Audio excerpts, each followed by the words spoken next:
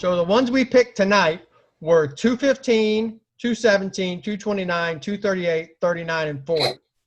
38, 238, 239, and 240 are all interconnected, obviously. Well, let's start with 215 first. The people in the black tabards with sword on them are not fighting. Don't ask them if they want to come get some. So when I first started in the SCA, I had this mistaken idea that I was a polearm fighter. If anybody knows me now, knows how fucking ridiculous that idea is. I'd never been handed a shield in the year and a half I've been fighting. Baron Wars many years ago, Sabah, then so my future squire brother at that point, literally grabbed me by the back of the neck and said, "Today you are a shieldman," and handed me his war shield, which means I looked like I was wearing my dad's clothes to church.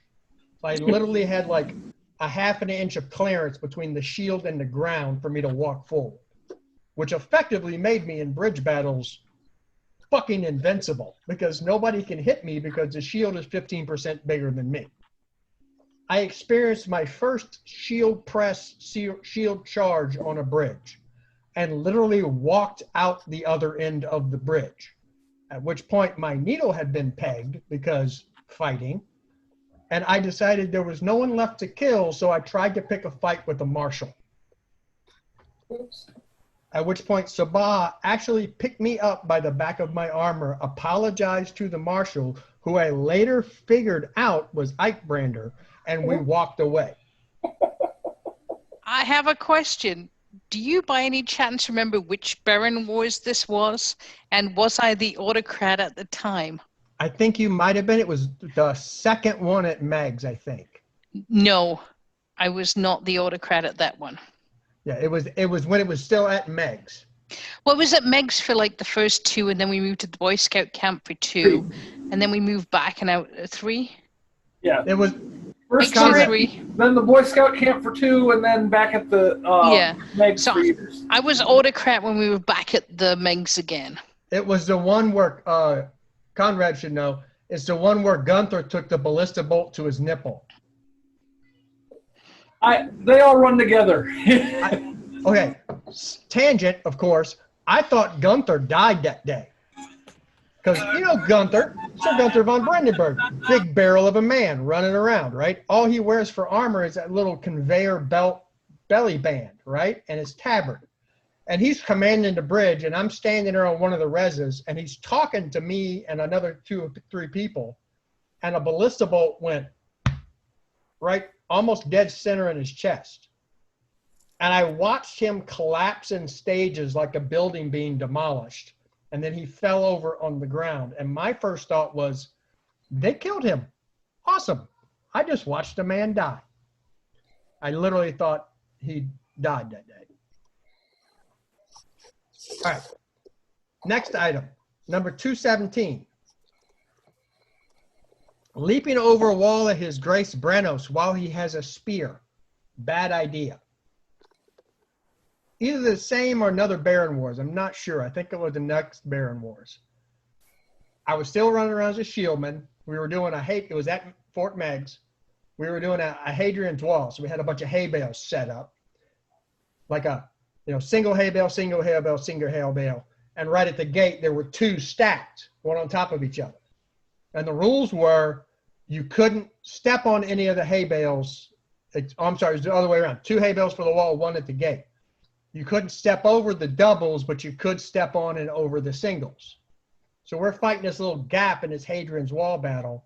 And there's Branos with a spear, like he does, just just killing the hell out of our dudes. Right? He's on the opposite side. And I'm like, this is not good.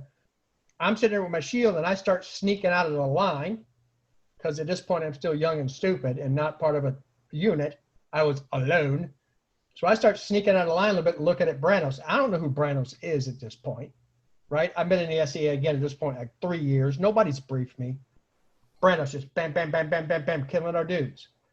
I go running and screaming at Branos, step on the single hail bale, leap into the air at Branos, thinking I'm going to pull like an Achilles move and stab a dude as I fall. I'm in midair. Branos turns, spears me into shield, and then pins me to the ground. He comes off and he goes back to guard, and I pop up and I'm like, Your Grace, I am not quite dead yet. May we continue? And he looks at me with this kind of disappointed look on his face and goes, I guess. And I salute and take my guard, and 9 Dark Yard spears went, and I immediately died. And I'm like, it's a res battle. I'll be right back. And I ran to the res point and came back to the exact same place. And there's Branos, bop, bop, bop, bop, bop, bop, bop, killing my dudes. And I'm like, and I run at Branos again and play the exact same play. And it plays out the exact same way, except this time Branos hits me twice in the air, bang, bang, then pins me to the ground, lifts me up. I stand up. I don't even get to salute before, blam, 9 Dark Yard spears kill me.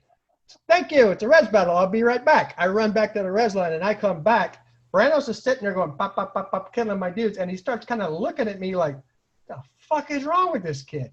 And then he turns and walks out of the engagement. And I'm like, I win. Yay.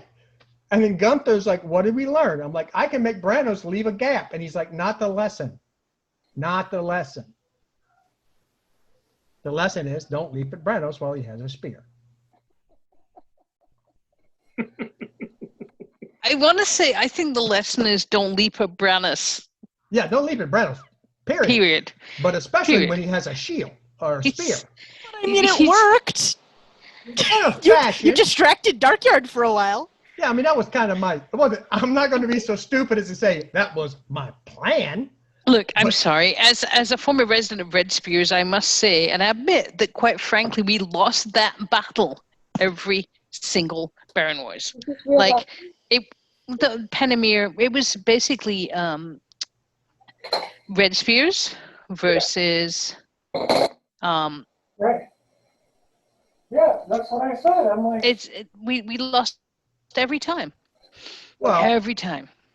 All right, so we're going to jump forward a couple of items. Number 229, charging downhill does not give me right of way. This was Gulf Wars several years ago, probably Gulf Wars 18, 19. North Shield was allied against us that year. We were at Trimaris, and North Shield was allied with NCR. We were fighting the ravine, and if you've never been in the armored ravine at Gulf, it's like this, right? It's like a big giant V.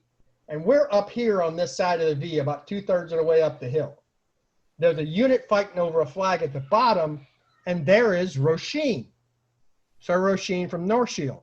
And she's amazing, and she's a former fencer, and she's a adept with a spear. And she's just down there pulling a Branos, just bump, bump, bump, bump, bump, bump, bump, bump, killing my dudes. Pretty good. And that year, Gintaris was actually commanding our group. And I'm sitting there twitching, going, hey, Ginty, can I go kill her? And he's like, probably not. I'm like, can I go try? He's like, wait. So we wait a couple minutes, and she kills like 8-10 dudes. And I'm like, can I please? And he's like, okay, go. And I'm like, all right, yeah. So I'm coming downhill, just fast as my little bandy legs will carry me. Bah! And I start screaming, Roisin! Because, I want engagement. I don't want to surprise her. So I'm coming down this hill screaming her name. She turns, sees me coming, drops to one knee, crosses her spear half like this. I hit shield half to spear, and she just goes, boop, and pops me up in the air. And I do a full somersault and land flat on my back on the opposite side of her in the floor of the ravine. At which point I pop up, go, that was awesome. And I run all the way around her back up the side to my original starting position. She takes her guard and looks at me, and I'm like, she's like, no, pop, pop, pop, pop, pop. And I start coming down the hill again, and she just leaves.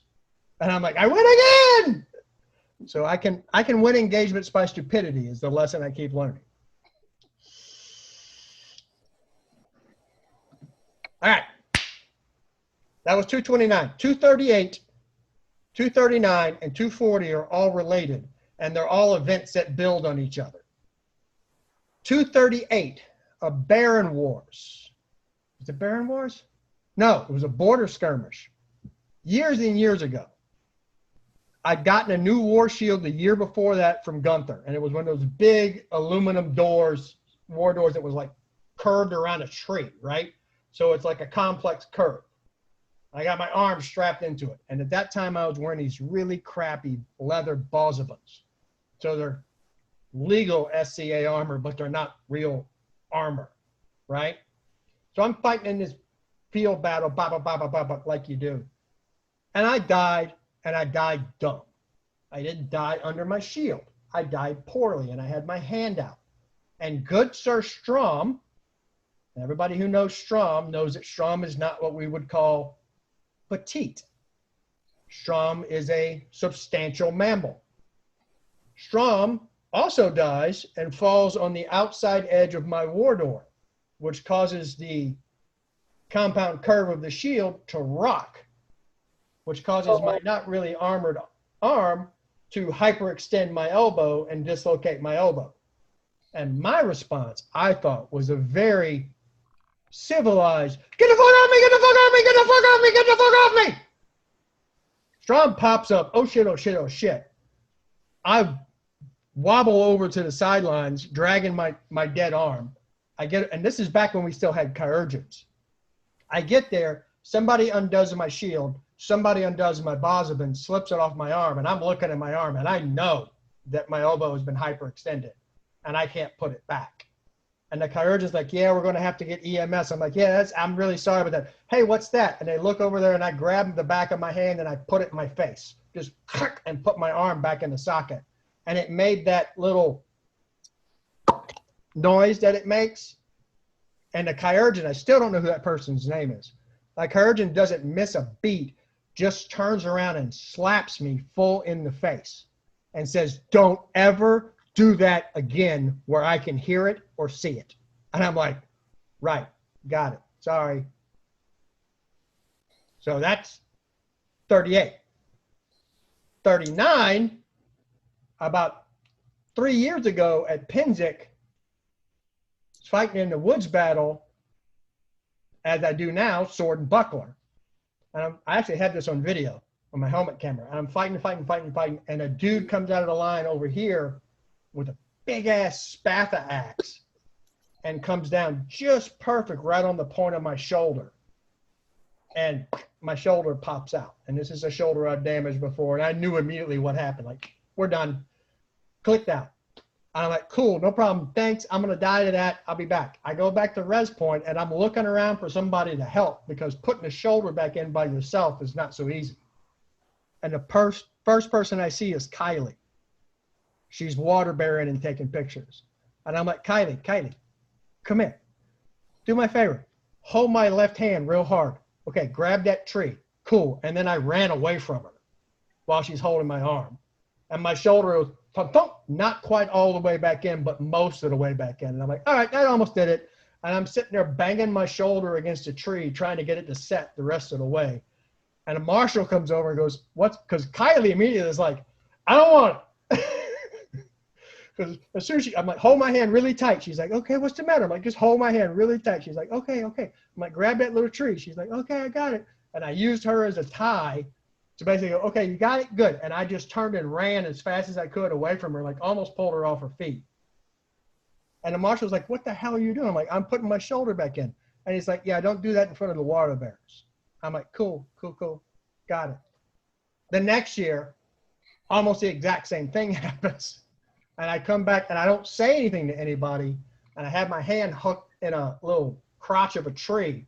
And I'm swinging on it, putting it back in. And somebody else is like, what are you doing? And I'm like, I'm putting my shoulder back. And they're like, you can't do that here. I'm like, there's no medics and there's no water bearers. I'm like, we can see you. Other combatants, we don't want to see this. And I'm like, okay. So no Kyurgens, no water bearers, not nobody. Got it. Fine. Whatever. So. Are you allowed disclaimers? Because I'll help you. I've done it. It's fine. That's good to know, Wheezy. If you ever see me coming up to you like my left hand kind of dead in my arm, dead at my side, we'll totally do it. It's be fine. prepared. Yeah. We're like, we got to go where somebody can't see us and let's fix this. It's fine. We can fix this. Yeah, I believe that last one was the year that you all would not let me fight Woods Battle because I fixed my dislocation from the bridge battle the day before. And Yeah. you were like, no, you stay home. Well, I mean, the wife and I are hilarious because my shoulder keeps popping out and her knee kept popping out before she got the zombie knee. So we'd run a field battle and come back, and I'd have to sit there and punch her patella back in, and she'd have to pull my arm back in. And the people are looking at us like, you two are lucky you're married. I'm like, yeah, I'll tell you right now, every time we go to the grocery store, people want to know why I'm beating them wife. It's because, sane people know that once you put it back in, you're supposed to give it a little bit of rest before you beat it up again. Duncan. I understand what you're trying to say, but that doesn't work for me. I know it doesn't work for you. That's why we have a list of Duncan's not supposed to do this shit. Have you heard the story of Ish teaching somebody to throw a rap shot? Yeah, I was there. How do you throw a rap shot? And Ish's response is you throw the shot out until you feel your shoulder pop out of joint, and then you roll your wrist as it comes back in. And I'm sitting there going, no. Doesn't everybody do that like that? And I'm like, no, you fucking weirdo. No.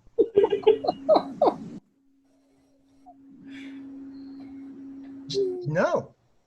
All right. Does anybody else have any other requests out of the list? We still got a little bit of time. I'm looking at this 241 that I find interesting right now. I haven't heard that story. Yeah, you have. You just may not have heard it labeled that way. Okay. That was the Gulf Wars with Lubeck. Oh, I know the whole story now. Yeah. So for anybody who's not familiar, number 241 is I'm not allowed to frighten barons into removing their coronets. Oh, there's Her Majesty. I'll put her in. So 241, I'm not allowed to frighten barons into removing their coronets. The way that worked out was there was a Gulf Wars. It was the same year as the Pax Romana. Edmund was crowned that year. We were all on unbelts. It was me and there was a bunch of us camped right up there by Mid-Realm Presence. And his then Majesty Edmund was staying in a cabin. And the bar was over by Mid-Realm Royal, and His Majesty had complained he had too much booze left over, and us dirty, nasty unbelts are like, no problem, we got this, Your Majesty, we'll take care of it. So we start drinking and slamming and everything else. And it was me. Were you there, Conrad? Because I was there. Yeah, you were there. The wife was there. Killian was there back when he was still an unbelt. Yeah, Killian was there. Strom. Richard Ellswick. And Strom was like our shiv supervisor. And we're all like just blotto drunk being obnoxious. And Lubeck shows up. And Lubeck is in all his court finery, right? He's got his shiny hat on. He's got all his awards on. And it's like Tuesday or something. And he's got his cape on and everything. And we all know that Lubeck only dresses up when Lubeck was trying to maybe meet a girl or something. And evidently he struck out, which he was stuck with us dirty, nasty sons of bitches getting drunk on His Majesty's booze. He was also leaking toxic fumes as normal too. Oh yeah. So when Lubeck drinks, Lubeck farts. That's the thing we all know. And we're sitting there and Lubeck is farting and it stinks like hell. And the game became every time somebody thought they smelled a fart, we just punched the shit out of Lubeck. Like we just mid-sentence, la la la la la, bam! And Lubeck's like, all right, I had enough. And then Lubeck says out loud to all of us drunk assholes, I'm gonna go take a poop. And he starts walking back up to the road out of Mid-Realm encampment. And we all kind of stand there going, I know there's something I can do with this, but I don't know what it is. What none of us noticed is that Killian went poop, just poofed away, and then Catfish showed up. And Catfish showed up with a belt with about 40 rolls of duct tape and strapping tape and starts handing them out, right? And immediately, like with very brief discussion, we knew the plan was we were going to tape him into a porta-john as he took a poop. So there he goes to the road like a civilized person. And all of us just roll through the bushes right there on the edge of Mid-Realm encampment onto the dirt road. Because they thought they were being sneaky. Yeah, so I want you to picture Lubeck walking all the way around the long way back down towards 5 Points and us tumbling through the bushes like drunk ninjas, trying to like ninja run from bush to bush, like all yelling, like, shut up, you'll hear us. Behind us in the road is Sir Strom, just walking down the middle of the road supervising. Like, doo-doo. And he'd stop while we had arguments in the bushes, and then we'd scuttle forward, and he'd walk some more. We get down to 5 points. Yeah, I was following a little behind Strom because I wasn't going to miss the show.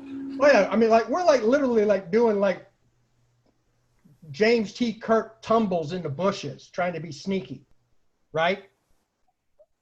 He gets down to 5 points in front of the Green Dragon, and there's a line. It's like midnight or something. There's a line all the way down the street, right? And there's the watch right there, and there's the Green Dragon, big row of porta-johns, and Lubick joins the line. And we're all in the bushes being sneaky, like, shut up, he'll hear us, and nobody notices us, right? High stealth rolls, that's us. So the line's watching us, Strom's in the middle of the intersection is watching us, the watch is going back and forth on golf carts, Lubick's in the line.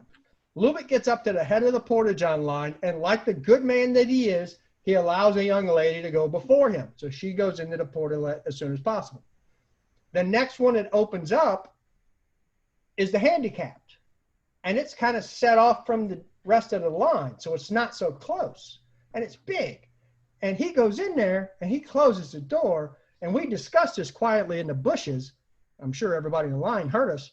But my job was to hit the door and hold the door like a shield press. So as soon as the door is most of the way closed, I hit the door, like bam! And Lubick immediately hits the door back, bam! It's like bam, no, bam, no, bam, no! And then Lubick goes bang, bang, bang, bang. And he just stops trying to fight it because he's like, I can't get in trouble if I'm the victim. It's cool. So we immediately just start just wheeling tape around this porta-john. Strapping tape, duct tape, every color under the rainbow, just wheeling, wheeling, wheeling, wheeling, wheeling.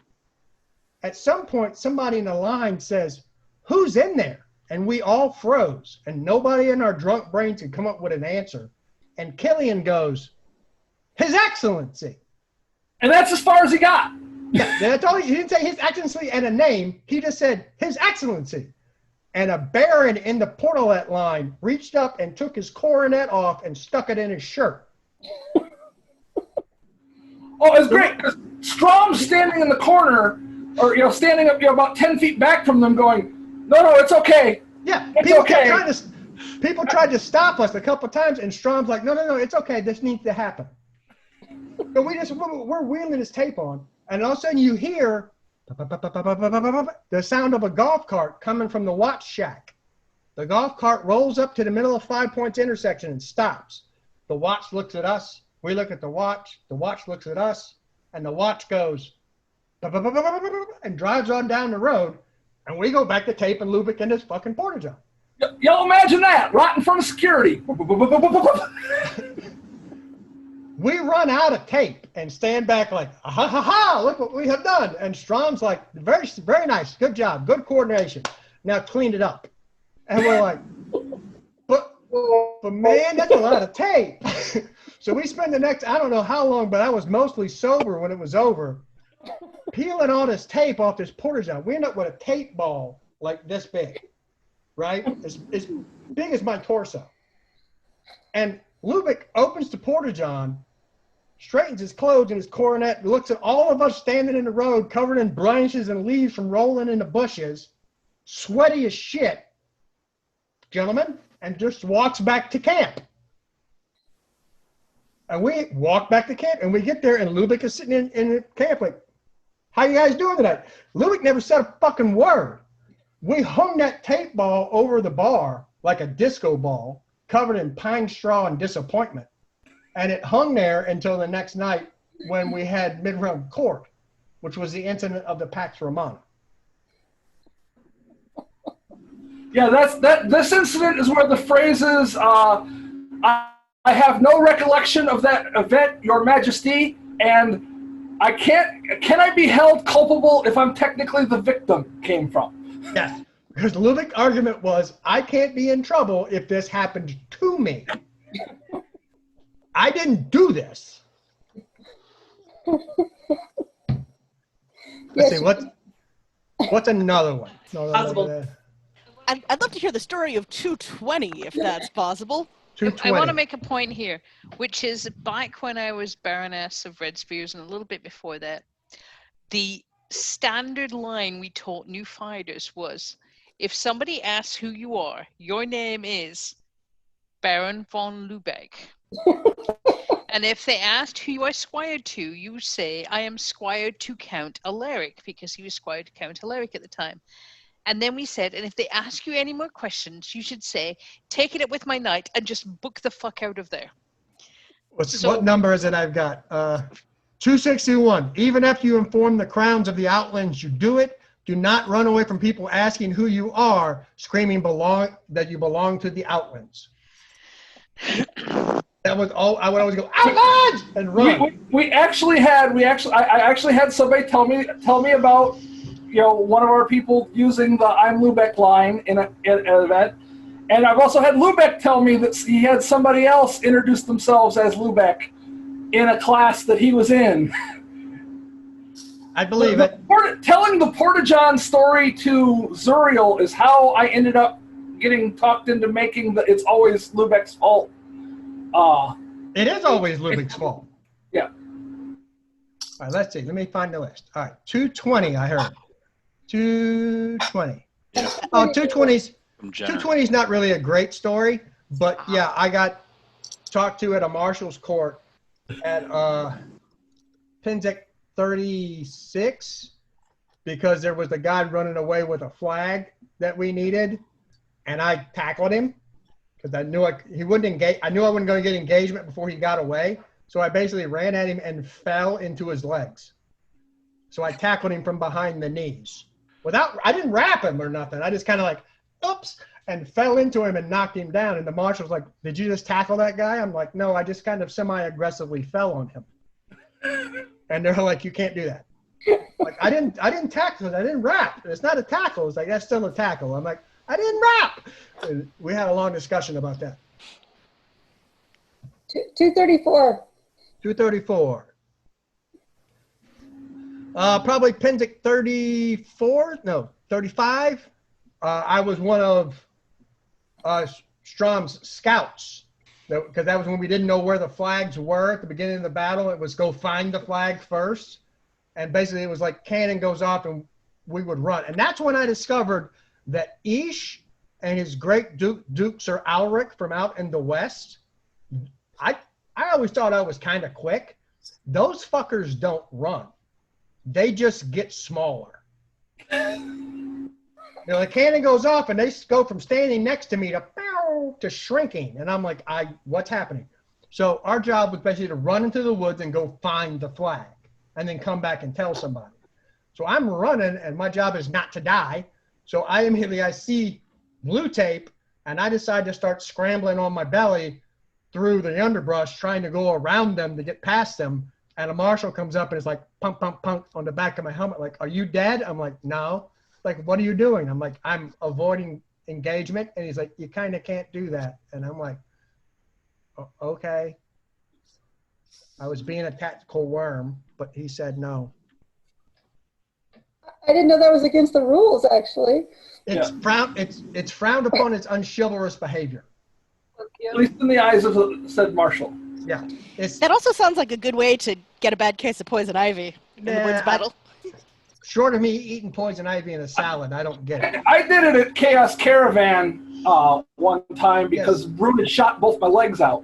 Dude, Brune and me, that was my introduction to Brune, was Chaos Caravan. It was slide the spear forward, drag myself forward on my elbows until I got up to the spear, slide the spear over until I could finally get back into engagement range. All right, since we got Conrad here, I'm going to tell 232. Just because a fallen fighter is still moving while on the ground, face down, that does not make them undead. I do not need to remove their head just to be sure. I'm sorry, Baron Devon, really I am. Oh my God. I think that was the last time I fought with a polearm for years. Again, still thought I was trying to be a polearm fighter, was man-at-arms to Ehrenfried. Not just a polearm, it was an axe. Yeah. Which makes it even better. Just big. I mean, the head was like that big. Just made out of like tire rubber. Just could drive tent stakes with this fucking thing. And we're doing unbelt practice at Jubilee Old English Fair after everything's over. And we're running 3-on-3s and 4-on-4s. And I don't remember why, but Baron Devin ended up being op 4. You know, the guys, us unbelt team, were trying to play against. And our job was run up, smash them up, do the thing, right? And it's like high aggression. I've been fighting all day.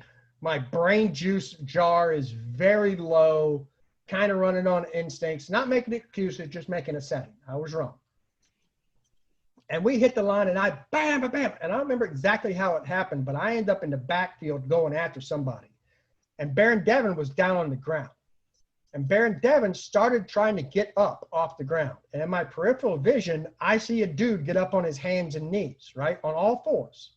And my response is, kill it. I stopped, turned around, and did a full wood chop swing with this 7.5-foot pole arm. Like, hands sliding down the half the whole bit. And I hit him directly in the back of the neck. And he just went like a cartoon. And all I heard at that moment was Ish off on the sidelines in an undulating voice go, hold! And I dropped the pole arm and I walked off the field.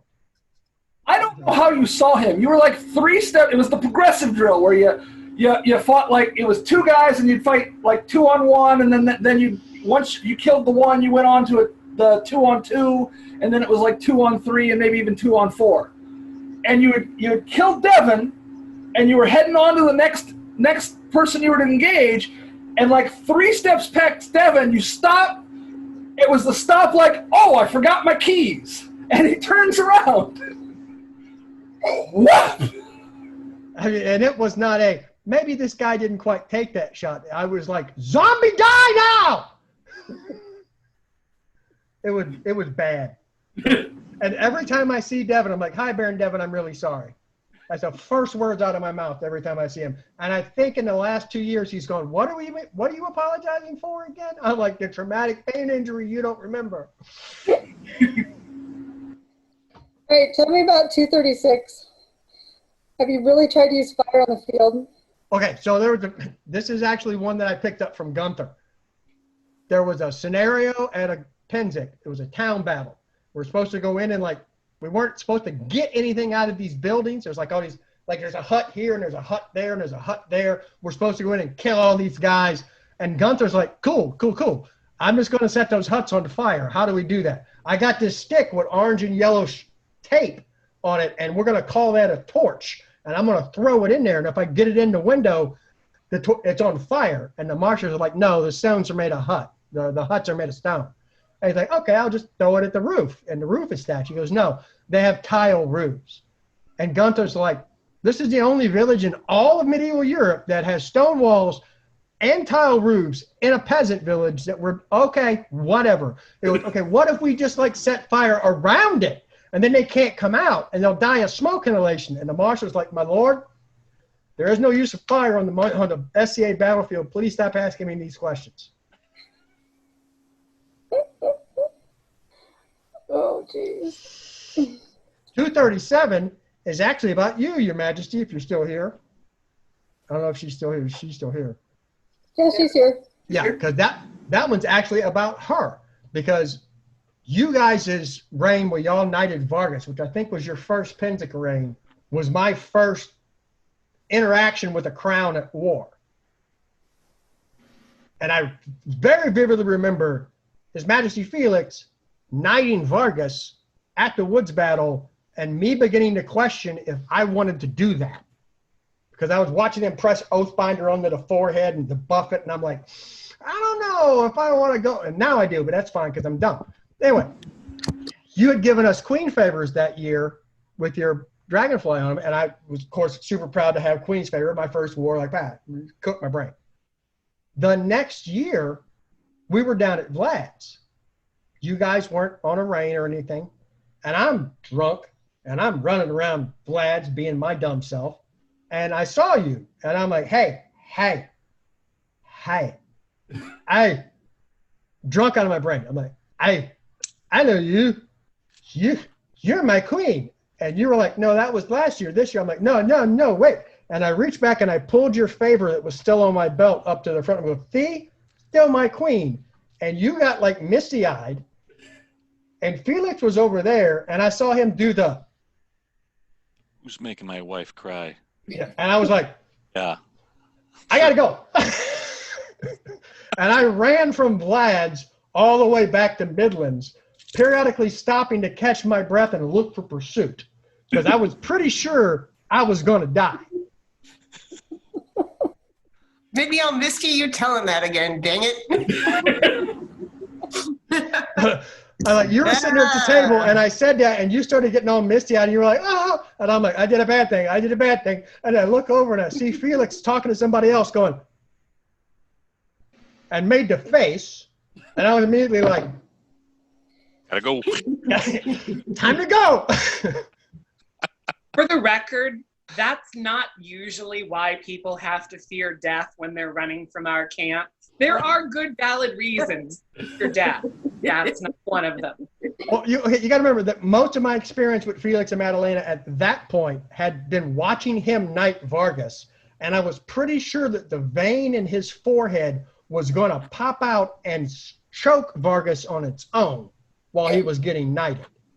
I mean, I didn't know his name. All I knew is he was Your Majesty, all capital letters, but in my brain, the file was labeled Ming the Merciless, who will fucking kill me. He is a bit intense. Now I'm like, 14 years later, I'm like, oh, I get it. Okay, I'm okay. But like then I was like, nope. Like I have yelled at professional killers. I have been yelled at by professional killers. I do not want that man talking to me in a corner. I need to not be here. Have you seen Gunther's cure for hiccups? Keg Slayer? Yeah. No. Oh, wait. No, is this when he does all the violence to my person? It's a good solid square punch straight to the chest. Yeah. I have seen that, but I've been told never to ask for that, and I don't want to because No, don't. He actually threw me in a border skirmish once, like on purpose. Him and Sabah are the only two people who have ever actually yeeted me across a line of hay bales. Like we needed to get to the end of a bridge to win, and we weren't making it. And Keg Slayer goes, "You're going." I'm like, "What?" And I went.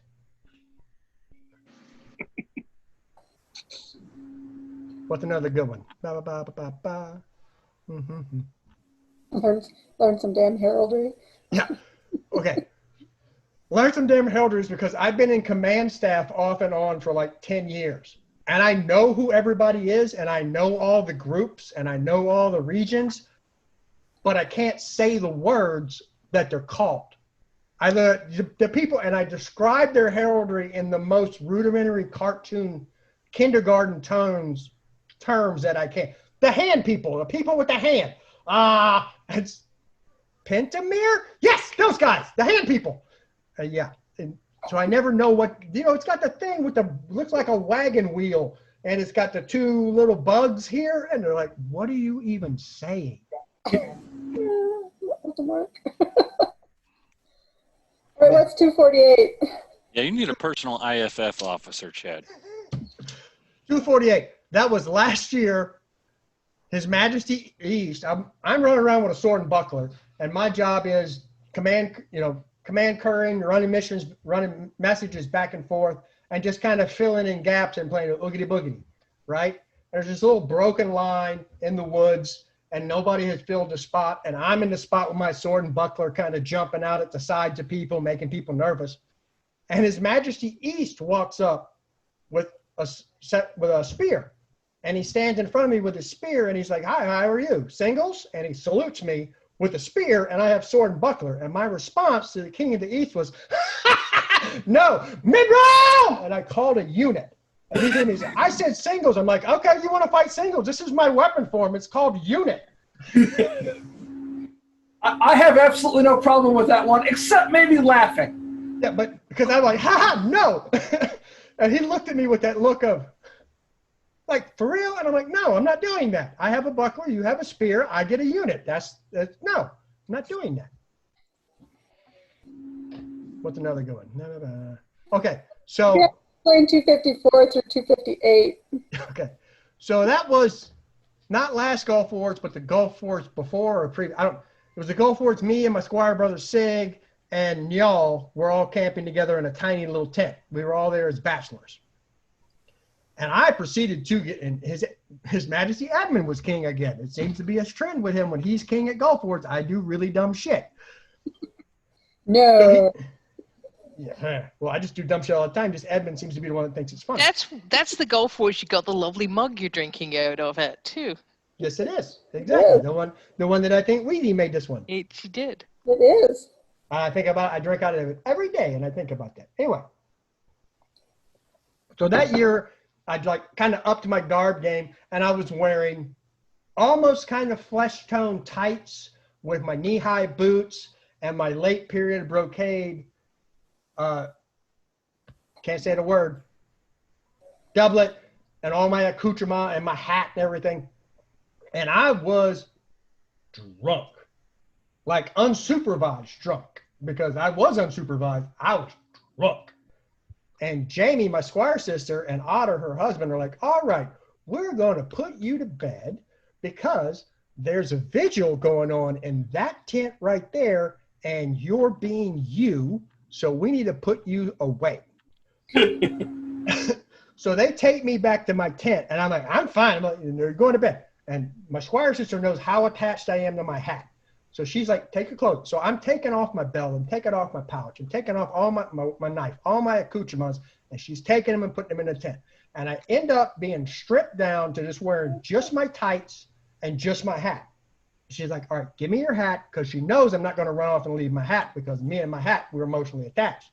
So I take my hat off and I hand her my hat, and she goes, okay. And she hurls it in the tent and says, go fetch. And I looked her in the face and I said, you're not my supervisor. And I ran in the dark in flesh-colored tights, topless, no shoes. So I basically streaked through His Majesty Edmund's royal presence while he's holding a vigil, screaming, you're not my supervisor. And I just basically ran. And I ran and bounced around inside the mid-realm encampment for 20 minutes. While my squire, like hiding behind tents and like hiding under other people's shields and shit, just being drunk and stupid, while my squire siblings are chasing me around. Eventually I ended up over at Max, Wendy, and Pam's tent, and they pulled me in, and I immediately hid under the tablecloth. They came in the tent looking for me, and I had to literally sit there and just drink the entire time they were in the tent so that I didn't scream, you're not my supervisor. I'm like, on a bottle of beer the whole time they're in the tent talking. They leave, and eventually Wendy got me to go to sleep in the tent with them. At some point I woke up and decided to go back to my tent, and I left that tent, and I couldn't find my tent, but I could find the battlefield. And I knew my tent was right next to the battlefield. So I knew if I slept, this is my drunk brain, I knew if I slept on the battlefield, in the morning, I would be close to my tent so I could get into armor quickly. So I slept on the battlefield. And the next morning, I got awoken by a marshal staff because the KEM was poking me in the ribs going, what are you doing, you idiot? Are you dead? No, go to bed. I'm like, I don't know where my tent is. At which point, Otter came and heard us talking and found me and brought me home. So that's where those come from. The thing is I remember that Gulf Wars, it wasn't particularly warm. No, it was kind of like, chill. how did you not get hypothermia sleeping It's called on the antifreeze, battlefield? Wheezy. I had a lot of booze in me. Okay, fair enough. Fair enough. That was the same one of 260, which is do not make my king's diplomacy more difficult by mocking the king of Trimaris' battle boat to the king of Trimaris. They had that boat they built that year right? And they brought it out in that one battle. And I was all excited. I'm like, all right, we get to fight dudes on a boat. It's going to be awesome. And then because like North Shield had the tank and they brought the boat. And I'm like, mechanized warfare. And they come out there with that boat, and they pull it up and they onto the battlefield. And I go running at the boat. And before I get there, all the dudes have unasked the boat and left the boat. There's nobody at the boat. The boat's just there. I'm like, why is this boat here? We're not fighting on this boat. This boat isn't in my way. What's going on? Why is this happening? So I was cross about it. Later that evening when I was drunk, that boat showed up at the Green Dragon. So they pulled it up there. And the King of Trimaris is sitting up in the boat on his throne, all regally regal, on his boat. And I'm drunk and I'm like, hey, is this your boat? He's like, it is indeed. I'm like, your boat is fucking stupid. Start going off like, don't bring a fucking boat to a battle and then not let me fight any dudes in the boat. We gotta fight in the boat or the boat makes no fucking sense. And he's like, well, the boat's got a tap on the front of it and the dragon's mounted to stint his cider. I'm like, where? And I walked up and just filled my mug up from the thing. It was later that somebody briefed me that there was a 17-person line waiting to get to the tap. I just went, excuse me, fill up my mug, and I'm like drinking it, and I'm like, okay, maybe your boat's not really stupid, or maybe your boat's not fucking stupid, it's just a little stupid. And then I walked off. Yeah. Her Majesty is currently wondering how exactly you managed to avoid a banishment. Every time people, okay, Felix again made my butthole pucker up. At a simple day, it's not on the list, but I'll tell you this story. I thought I was banished. I knew I'm like, I'm gone. This is it. It's over. It was like the second or third year I was an unbelt. I'm sitting in court. It was simple day. It was hot as hell. Like I was literally trying to shove ice up my nostrils. That's how hot it was. It was miserable, and we got our asses kicked all day doing unbelts. And you guys, Melanie and Felix, were on the thrones. And they do the unbelt to me, and they do the announcement, and they do a bunch of other stuff. And then His Majesty, not the Herald, His Majesty says my name. And I'm like, oh shit, this is where I'm banished. This is where I go to SCA jail. That's what's happening. And I come I'm like, moving, Your Majesty. I come scurrying up there. I do my genuflections. I get up there. I go to take a knee on the pillow, and Felix stops me. And he says, no, you don't face me. You face them. And he points at the crowd. And I'm in my brain is just going, banished, now you're banished. That's like, I know that's coming. And I turn around, and His Majesty starts talking about a letter he got from Engelbert about me wearing the eye patch for Jammu at the Penzik previous. And like, I don't remember, honestly, anything His Majesty said, because I'm just sitting there going, listening for the word banished. It's the only word I'm waiting to hear. It's like, I'm like, this is the list of reasons why we're going to banish him. I'm like, I don't need to hear the list. I just need to hear the word. I just need to hear the word.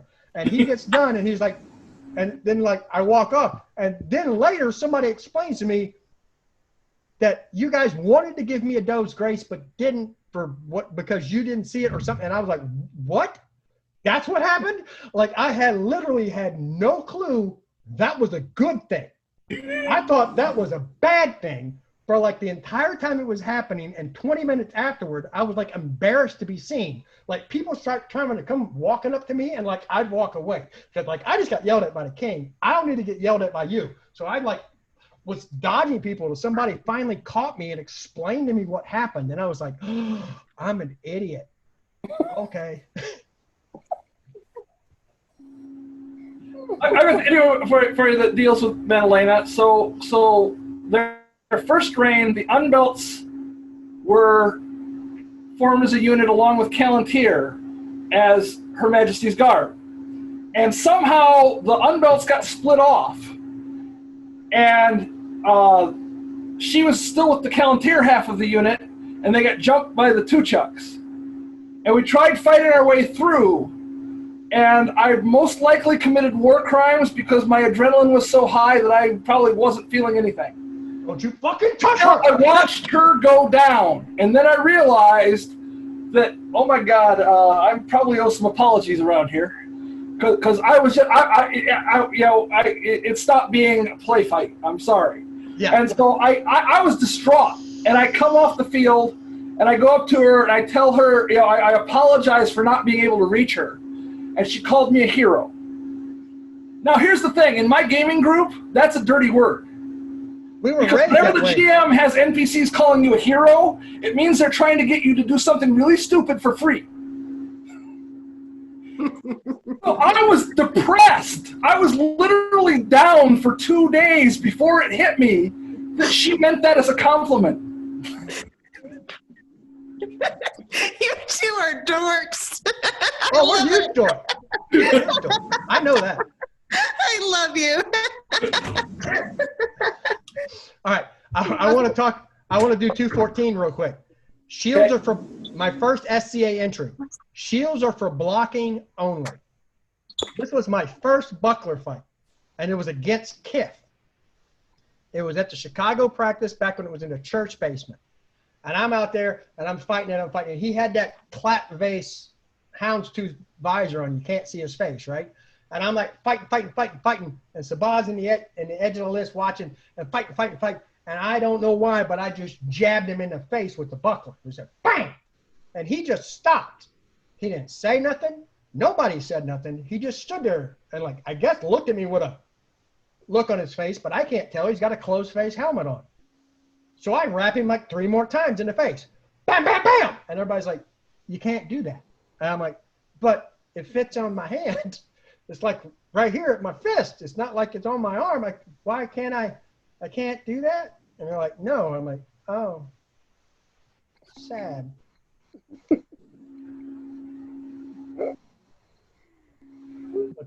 What's another good one? What you do in the Outlands for 261? That was the one where, like, I used to basically just, especially at Gulf Wars, anybody would ever ask me, who are you? I would just, didn't matter if it was positive or negative, I would just go, Outlands! And run. Because I didn't know if it was a good thing or a bad thing, but I wasn't bringing it home. And I would always run towards Outlands camp and then, like, try to circle back around towards mid-round. When I first started fighting in the SCA back when I was in Callantyre, the very first piece of advice I was given was, if you're ever caught doing something stupid, run away shouting, Outlands! Outlands! Yeah. I love you all. I'm going to pop off. My dog is needing a walk. Bye, now. Bye. Love you, bye. All right, what else I got? You guys can pick army ones if you want. I'm not telling the monkey story right now. Number 3! Number 3! Number 3. What's number 3? Oh, we're going back in time now. Yeah, those are all actually pretty self-explanatory. It's like, I'm like, I grew up in Louisiana. I'll voodoo shit out of you, man. It's like, voodoo's not real. Yeah. When you getting your hair cut again, I'll be there. And they're like, no. Yeah, basically don't make charms of your command staff.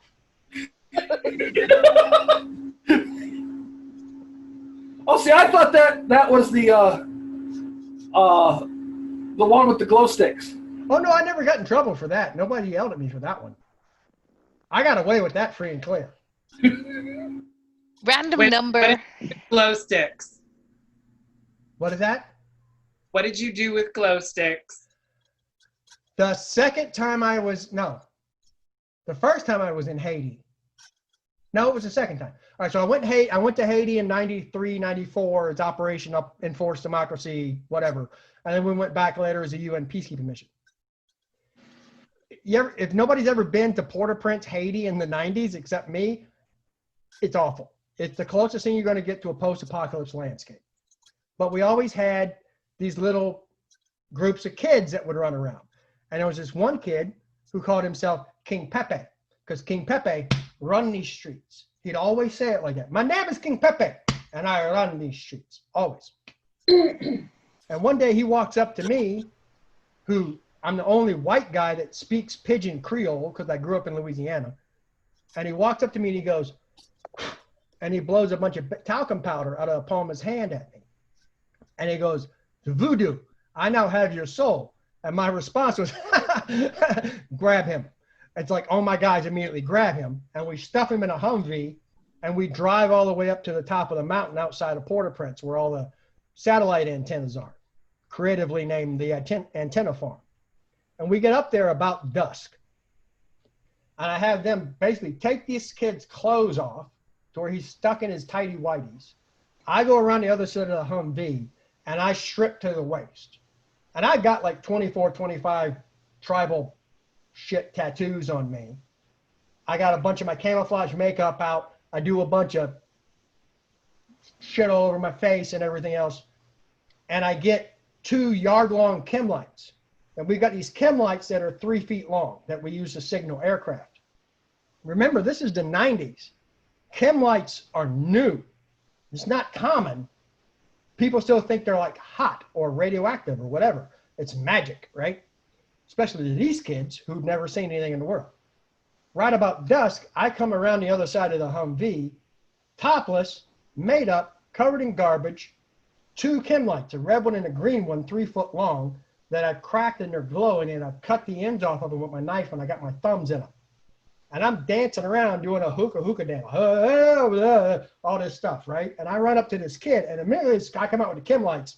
His eyes are this big. He's like, what's happening? It's magic. And I come around, and then I start splashing him with chem juice. So he's glowing. And then I lean down and I go, in Pidgin Creole, which I can't do anymore, basically to the extent of, I now have your soul. And I'm like, let him go. And then we watch a little mostly naked glowing Haitian kid run all the way back to Port-au-Prince. He was really easy to follow back. I never saw King Pepe again. Not once. I'm pretty sure anytime he saw a military vehicle, he ran. But I never saw that kid again. I didn't get in trouble for that one, though. Oh, the best, though, was when you were telling it in front of Badger.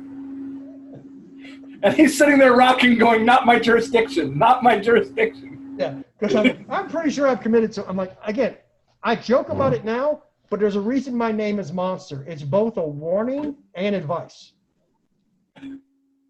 I'm not a good person. I haven't been in a long time.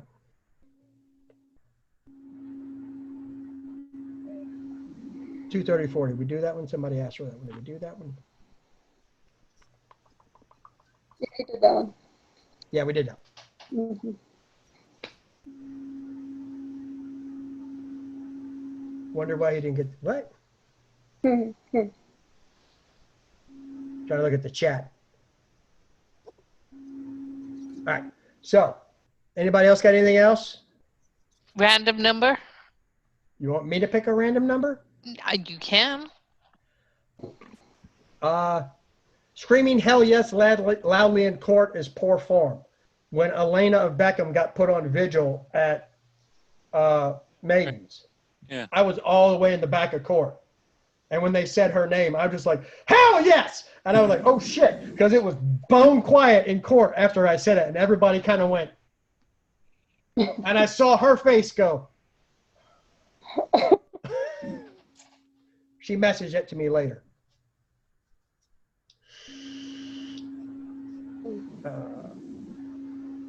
Let's see, what's a good one?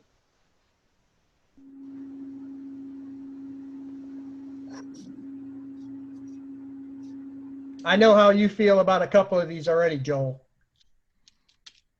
I'm being good.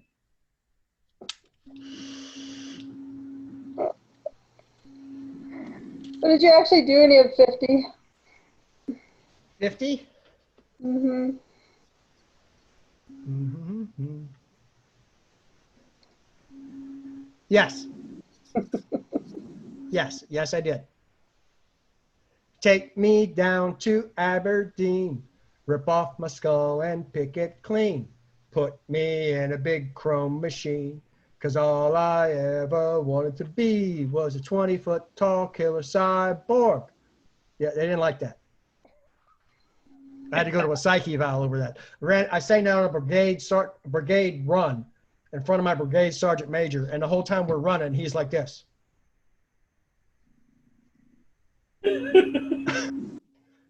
Yeah, he didn't like that. Well, what's another good one? All right. I've got to wonder, how did your psyche valves go?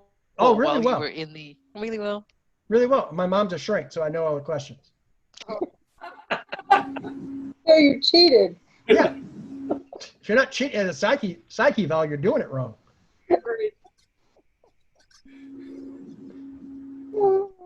He's the ringer.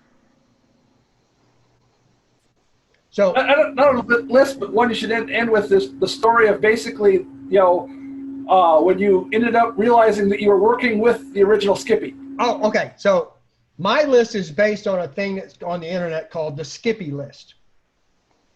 And it's different than this one. There's a lot of overlap. We were at Fort Bragg at the same time. Years later, I'm working at a video game company in Hoffman Estates, Illinois. And I'm a smoker at the time. So I'm sitting out back on the smoking table talking and doing what I'm doing right now. Like, let's tell a funny story. Story time with Uncle Chad. Blah, blah, blah, blah, blah, blah. And I'm telling this story and everybody's laughing. And there's this other guy over there kind of looking at me funny. And then we ended up realizing he was the dude on the other end of that story. And then it turns out he's the guy who wrote the Skippy list. And my story was on the Skippy list, which is how I found out about the Skippy list. Because he's like, hey, my name's Jonathan Swartz. Everybody calls me Skippy. I got this list of dumb shit that happened to me. You're on it. What? That's how I learned about the list initially. Well, see, I thought you already had your version of the Skippy list. I had a version going. Okay. I had not tried to format it as the Skippy list. I had a list of, it was inspired by that, but I wasn't playing as close then. Okay. But that was how I got permission to basically steal his format.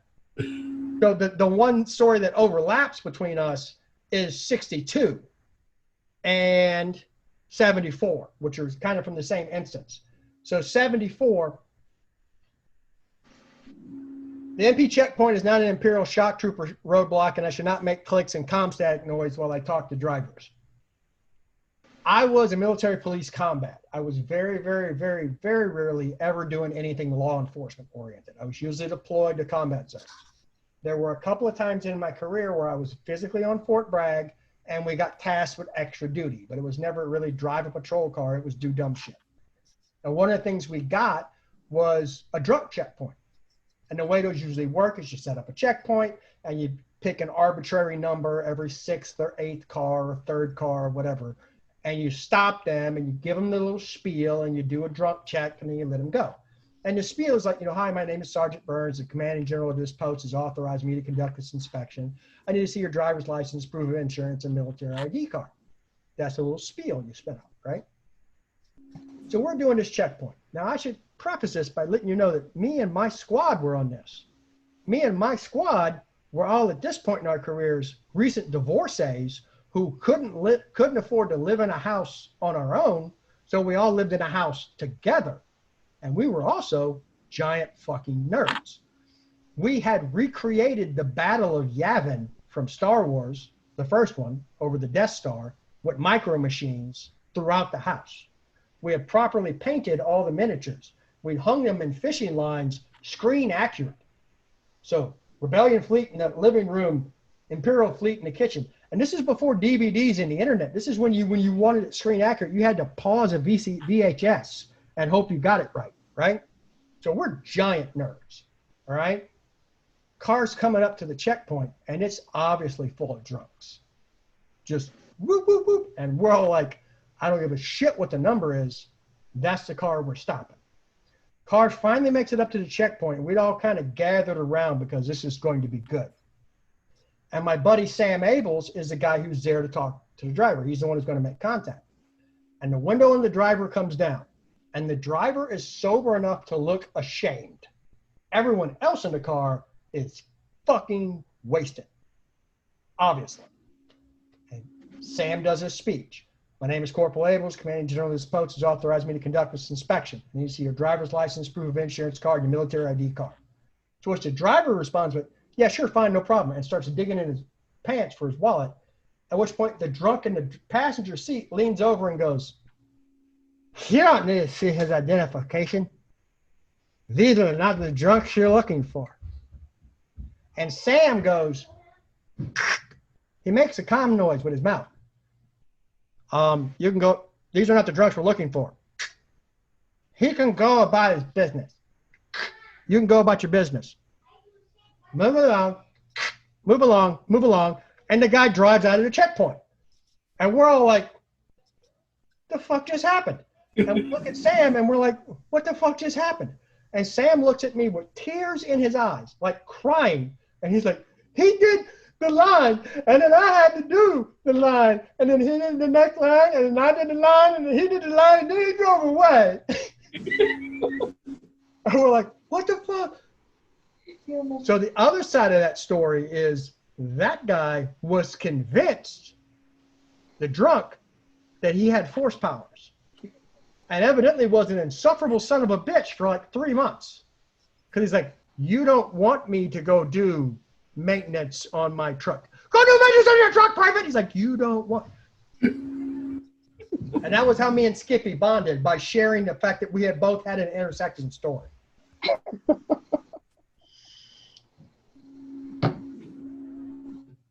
All right, I've had you guys for an hour.